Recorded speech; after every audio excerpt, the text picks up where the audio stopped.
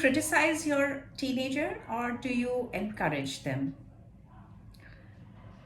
Steve Jobs used to work for an old man. He used to mow his lawn.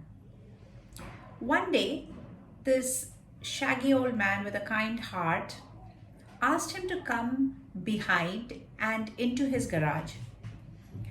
Steve Jobs saw that there was a rock tumbler, a motorized rock tumbler that was in there. The man told him to go out with him and collect some rocks, which they came back and put inside the rock tumbler. He put some liquid and some powder and turned the motor on. Then he told Steve to leave and come back the next day. As Steve left, he heard the loud sounds of the rocks brushing against each other, rubbing against each other. The day after, when he came back, he went in and opened the can. He saw the same rocks, polished and shining. And he remembered that it was the same rocks that were rubbing against each other, creating all that friction and that noise. And now they were bright and shining. What do you do when you have your conversations with your teenager? I'm sure there would be a lot of topics which you and your child would be very passionate about.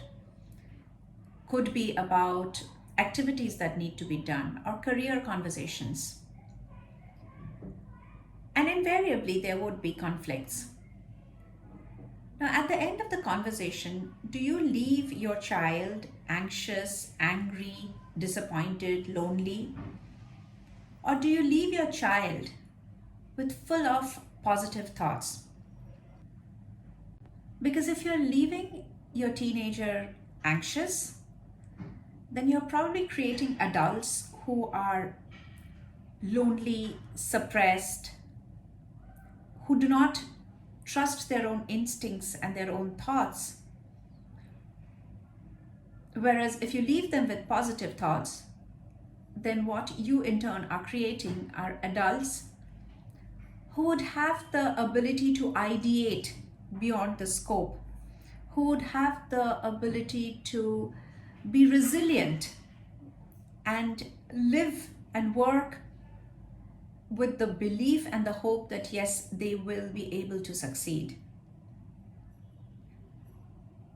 Pretty much like the rock tumbler, we interact with our kids with arguments, with friction.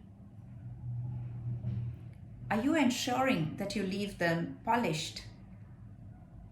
As Frank A. Clark has said, criticism should be like rain, gentle enough to nourish your child's root without damaging them.